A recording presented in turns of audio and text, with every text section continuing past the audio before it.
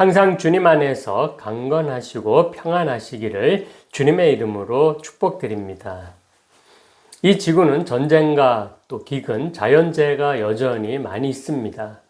그러나 경험해보지 않은 사람은 그 어려움을 잘 모릅니다. 또 방송 뉴스에서 사건, 사고를 보도하지만 내가 당하는 일이 아닌 이상 피부로 느끼지 못합니다. 그러나 바라보는 우리는 두려움이라는 것을 느끼게 됩니다. 그리고 이 세상을 살아가는 동안 참으로 힘들다라고 말할 때도 여전히 많습니다. 질병, 경제적인 문제, 인간관계 문제 등 걱정과 또 근심, 갈등의 문제가 항상 우리 곁에 있기 때문입니다. 사람들은 왜 이렇게 힘들고 어려운 그러한 삶을 그렇게 계속해서 살아가야만 할까요?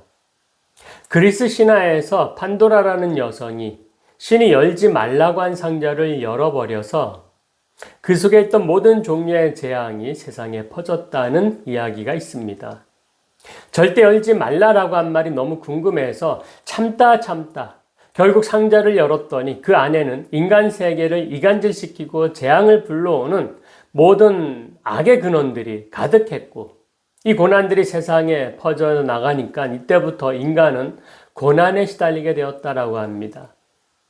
놀란 판도라가 상자를 얼른 닫았을 때는 희망만이 남겨져 있었습니다. 그래서 사람들은 온갖 고난을 겪게 되었어도 희망을 통해서 하루하루를 살아갈 수 있다는 이야기로 끝이 납니다.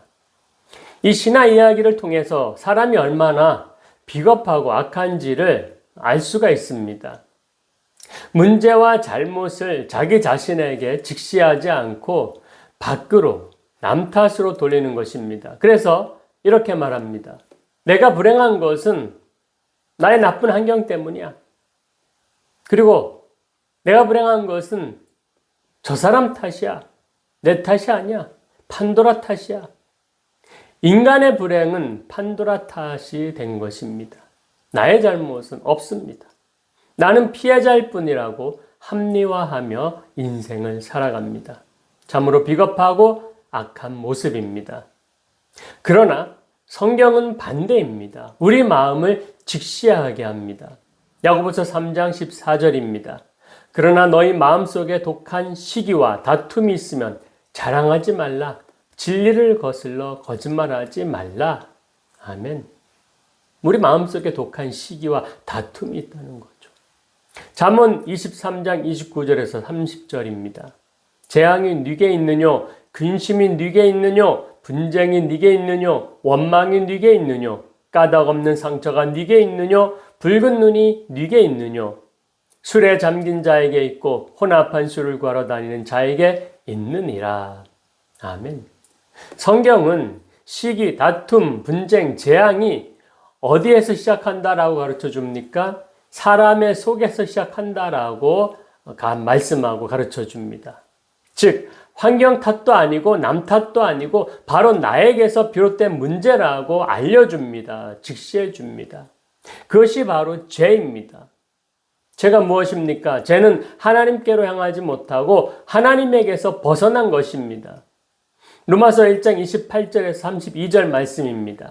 또한 그들이 마음에 하나님을 두기를 싫어하며 하나님께서 그들을 그 상실한 마음대로 내버려 두사 합당하지 못한 일을 하게 하셨으니 곧 모든 불의, 추악, 탐욕, 악의가 가득한 자요 시기, 살인, 분쟁, 사기, 악독이 가득한 자요 수근수근하는 자요 비방하는 자요 하나님께서 미워하시는 자요 능욕하는 자요 교만한 자요 자랑하는 자요 악을 도모하는 자요 부모를 거역하는 자요 우매한 자요 배악하는 자요 무정한 자요 무자비한 자라. 그들이 이 같은 일을 행하는 자는 사형에 해당한다고 하나님께서 정하심을 알고도 자기들만 행할 뿐 아니라 또한 그런 일을 행하는 자들을 옳다 하느니라. 아멘. 그러므로 판도라의 상자를 열어서 죄악이 가득하고 재앙과 불행이 가득해진 것이 아니라 내 속에 있는 죄의 탓인 것입니다. 그렇기 때문에 우리가 지향하는 아름다운 삶은 우리의 죄로 인해 방해를 받게 되는 것입니다. 그래서 우리가 온전히 아름다운 삶을 살고자 하는 나의 노력은 사실 불가능합니다. 우리의 힘과 능력으로는 불가능합니다. 더군다나 지난주 말씀드린 것처럼 사람은 무지하고 어리석은 존재이기 때문입니다. 그래서 우리가 소망하는 아름다운 삶을 살려면 하나님의 은혜와 축복이 있어야 합니다. 죄와 상관없는 자가 되어야 된다는 것입니다. 우리 속에 있는 죄에서 벗어나는 그런 방도가 필요합니다. 그것이 무엇입니까? 빌립보서 2장 5절에서 11절 말씀입니다. 너희 안에 이 마음을 품으라. 곧 그리스도 예수의 마음이니 그는 근본 하나님의 본체시나 하나님과 동등됨을 취할 것으로 여기지 아니하시고 오히려 자기를 비워 종의 형체를 가지사 사람들과 같이 되셨고 사람의 모양으로 나타나사 자기를 낮추시고 죽기까지 복종하셨으니 곧 십자가에 죽으심이라. 이러므로 하나님이 그를 지극히 높여 모든 이름 위에 뛰어난 이름을 주사 하늘에 있는 자들과 땅에 있는 자들과 땅 아래에 있는 자들로 모든 무릎을 예수의 이름에 꿇게 하시고 모든 입으로 예수 그리스도를 주라 시인하여 하나님 아버지께 영광을 돌리게 하셨느니라. 아멘. 예수님은 우리 마음에 품는 것, 이것이 정답입니다. 예수님 마음 품으라. 예수 그리스도를 주로 시인하는 것이 곧 예수님을 믿는 것입니다. 이것이 하나님 아버지께 영광을 돌리게 되는 것입니다. 하나님이 얼마나 이것을 기뻐하시겠습니까? 하나님께 영광 돌리는 이것을, 예수님을 믿는 것. 하나님이 기뻐하시고 우리를 은혜를 더하여 주시고 복 내려 주실 것입니다. 그러한 삶이 얼마나 아름다운 삶이 되겠습니까? 아름다운 삶은 예수 그리스도를 믿는 마음에서부터 시작되는 줄 믿으시기 바랍니다. 누가복음 마지막 장 24장 50절에서 53절은 예수님의 승천 장면입니다. 예수께서 그들을 데리고 베다니 앞까지 나가사 손을 들어 그들에게 축복하시더니 축복하실 때 그들을 떠나 하늘로 올려지시니 그들이 그에게 경배하고 큰 기쁨으로 예루살렘에 돌아가 늘 성전에서 하나님을 찬송하니라. 아멘. 승천의 뜻을 표준국어 대사전에서 확인해 보니까 예수가 부활한 뒤 제자들에게 나타나 40일 동안 하나님 나라의 일을 말하고 하늘에 오른 일, 이렇게 나와 있습니다. 사전적인 정의인데 설명이 참 잘 됐습니다. 예수님은 고난받으신 후에 제자들에게 확실한 많은 증거로 친히 살아계심을 나타내 보이셨고 40일 동안 그들에게 보이시며 하나님 나라의 일을 말씀하셨습니다. 제자들이 보고 듣고 만져볼 수 있도록 자신을 나타내 확장하셨고 말씀을 풀어 설명하심으로 그들의 마음을 열어 자신이 하나님이 약속하신 그리스도임을 알게 하셨습니다. 그리고 예수님은 제자들을 자신의 증인으로 삼으셨습니다. 그리고 그 사역을 위해 위로부터 입혀질 능력을 주시겠다라고 약속하셨습니다. 이렇게 마지막 사명을 주신 후 예수님은 그들을 떠나실 준비를 하셨습니다. 예수님은 제자들에게 마지막으로 말씀을 하시고 그들 앞에서 마지막으로 놀라운 기적을 보이셨습니다. 그러자 제자들은 큰 기쁨으로 예루살렘으로 돌아와 주님이 주시기로 약속하신 성령을 기다렸습니다. 누가복음 24장 50절을 보면 예수님의 마지막 말씀은 베다니 앞에서 주어지게 됩니다. 베다니 앞은 베다니에 아직 이르기 전인 감남산이라고 할 수가 있습니다. 이 감남산 동쪽 기슭에 있는 마을 중에 하나가 바로 베다니 마을입니다. 그것을 예수님이 데리고 가신 이들은 예수님의 제자들로서 11제자 및 그들과 함께한 자들, 즉 사도와 여러 남녀 제자들이 포함되어 있었습니다. 사도행전 1장 10절을 보면 예수님이 승천하신 것을 보고 다시 예루살렘으로 돌아와 다락방에 모인 사람의 수가 120명이었습니다. 적지 않은 무리가 예수님을 따라 베다니 앞 감남산까지 나아가 예수님의 마지막 말씀을 들은 것입니다. 목적지에 도착하신 예수님은 손을 들어 그들에게 축복하셨습니다. 이 축복이 예수님이 제자들에게 남긴 마지막 말씀입니다. 아쉽게도 누가는 축복의 말씀을 기록하지 않았습니다. 하지만 이 말씀은 어떤 장면을 우리가 연상해 볼 수가 있습니다. 손을 들고 백성을 축복하는 장면은 구약 레위기에서 제사장이 백성을 축복했던 장면과 유사합니다. 여호와 하나님은 제사장 가족인 아론과 그 아들들에게 백성을 이렇게 축복하라라고 명하셨습니다. 여호와는 내게 복을 주시고 너를 지키시기를 원하며 여호와는 그의 얼굴을 내게 비추사 은혜 베푸시기를 원하며 여호와는 그 얼굴을 내게로 향하여 드사 평강 주시기를 원하노라. 아멘. 예수님이 손을 들어 제자들을 축복하신 내용도 이와 유사할 것입니다. 누가가 기록한 두 번째 책인 사도행전에는 마지막으로 예수님이 하신 말씀이 기록되어 있는데 구약의 축복과 유사한 면이 많습니다. 오직 성령이 너에게 임하시면 너희가 권능을 받고 예루살렘과 온 유대와 사마리아와 땅끝까지 이르러 내 증인이 되리라 하시니라. 아멘. 뒷부분을 좀 이렇게 자세히 보면은 거기에 되리라라고 하는 말씀이 나오죠. 되리라. 되라는 이것은 명령어지만 되리라 이것은 약속입니다. 그래서 마태복음의 말씀을 덧붙이면 예수님이 하신 축복의 말씀이 더 명확해집니다. 하늘과 땅의 모든 권세를 내게 주셨으니 내가 세상 끝날까지 너희와 항상 함께 있으리라. 아멘. 한마디로 예수님은 이렇게 그들을 축복하신 것입니다. 보아라, 내가 세상 끝날까지 너희와 항상 함께 있을 것이다. 너에게 약속한 성령을 통해 내 능력으로 너희를 지키고 은혜와 평강을 베풀며 담대하게 나를 증거할 수 있게 할 것이다. 구약의 제사장들은 하나님이 그렇게 하시기를 원한다라고 축복을 했지만 예수님은 하나님으로서 내가 그렇게 하겠다라고 축복하셨습니다.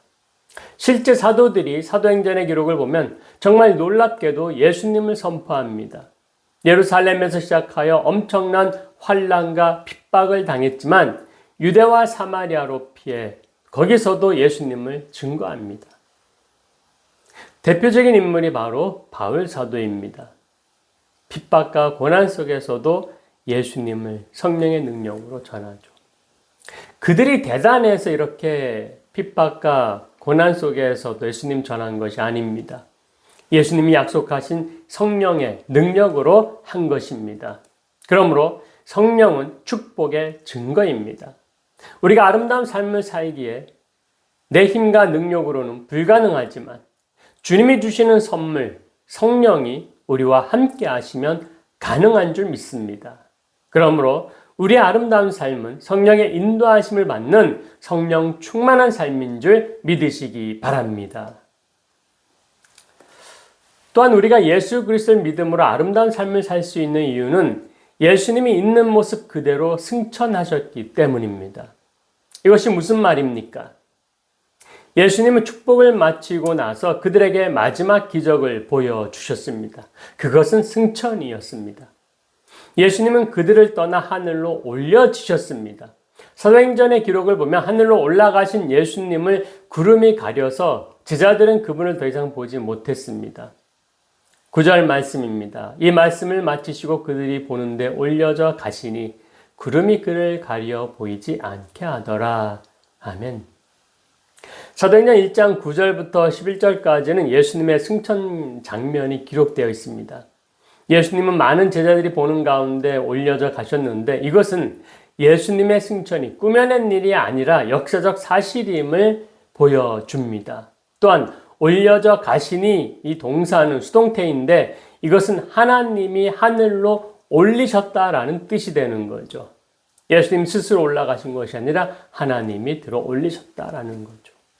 하나님이 엘리야를 영광스럽게 하늘로 올리신 것처럼 예수님의 지상 사역을 기쁘게 여기신 하나님의 장엄하고도 역사적인 행위임을 나타내고 있습니다.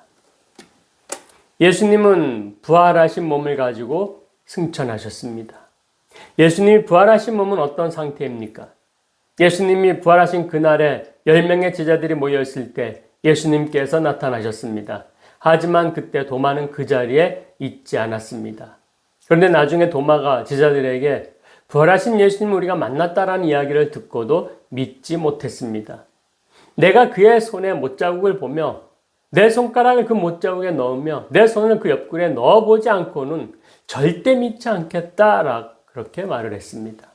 그런데 8일 후에 예수님께서 도마에게 나타나셨습니다. 그리고 도마에게 자신의 그 부활하신 몸을 보여주셨습니다.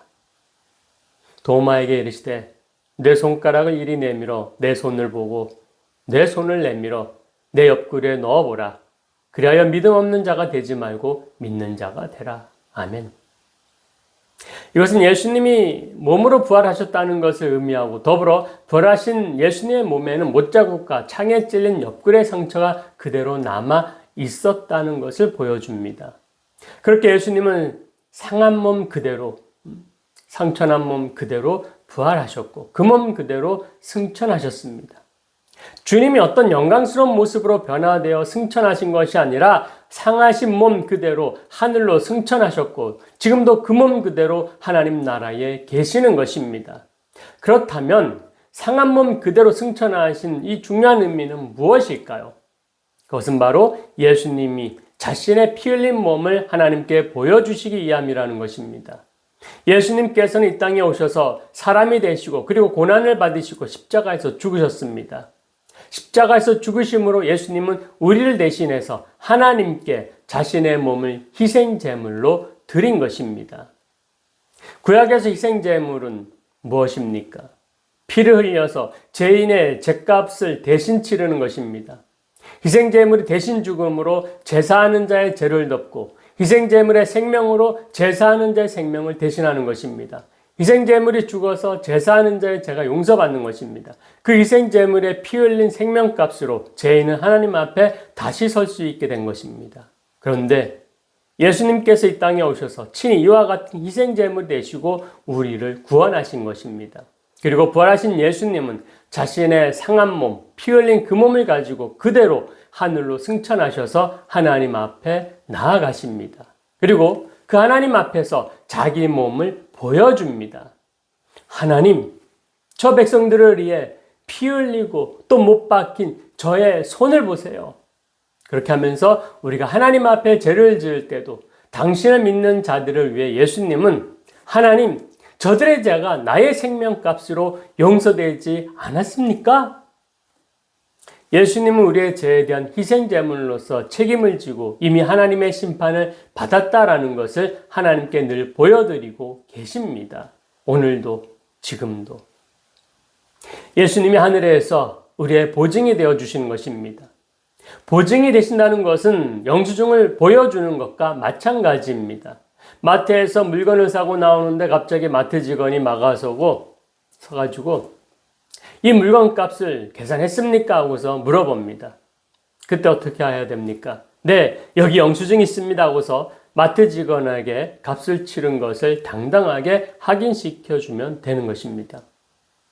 예수님은 하나님 앞에서 자신의 생명값으로 우리의 죄가 다 용서받았다라는 것을 하나님 앞에 보증하십니다. 자신의 상한 몸과 피로 그것을 하나님께 확인시켜 주십니다. 바로 예수님이 하늘에 승천하셔서 지금도 하고 계시는 일입니다. 이렇게 대제사장이신 예수님은 백성들인 우리를 위해 지금도 하늘에서 보증하고 간구하십니다. 로마서 8장 34절입니다. 누가 정죄하리요? 죽으실 뿐 아니라 다시 살아나신 이는 그리스도 예수시니 그는 하나님 우편에 계신 자요 우리를 위하여 간구하시는 자신이라. 아멘. 오늘은 예수님의 승천을 기념하는 승천주일입니다. 예수님은 승천으로 할 일이 끝나신 것이 아니라 이제 본격적으로 우리를 위한 중보 사역을 시작하신 것입니다. 주님은 승천하셔서 우리의 대언자요 변호자가 되시며 동시에 만왕의 왕이요 교회의 머리요 역사의 주인이자 이 세상의 유일한 구원자가 되셨습니다. 그러므로 이제 하나님은 우리를 보실 때 우리 속에 죄를 보시지 않고 그리스도의 의를 보십니다. 하나님은 예수님으로 인하여 우리를 하나님의 자녀로 인정하시고 우리는 하나님 앞에 두려움 없이 담대히 나아가게 된 것입니다. 그러니 어찌 우리가 아름다운 삶을 살지 못할 이유가 있겠습니까?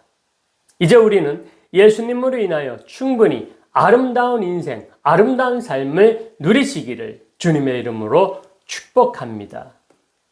축원합니다. 기도하시겠습니다. 사랑이 많으신 하나님, 우리는 여전히 연약하고 어리석은 존재입니다. 그러나 예수 그리스도를 믿음으로 우리는 아름다운 인생을 살아갈 수가 있습니다. 예수님께서 승천하시고 우리에게 성령을 선물로 보여주시고 허락해 주셨기에 우리는 아름다운 삶을 살아갈 수가 있습니다. 또한 우리 예수님께서 하나님 우편에서 우리를 위해 중보하시고 대언자가 되시고 변호자가 되시기에 우리는 오늘도 안전하게 하나님 앞에 담대히 나아가 찬양하며 예배드립니다. 그것이 얼마나 영광스러운 일이며 아름다운 삶인지 우리는 가늠할 수가 없을 정도입니다. 주님, 오늘도 아름다운 삶, 아름다운 인생을 살고자 하는 저희들을 주님께서 축복하시고 사랑으로 인도하여 주시옵소서. 감사드리며 예수님 이름으로 기도드리옵나이다. 아멘.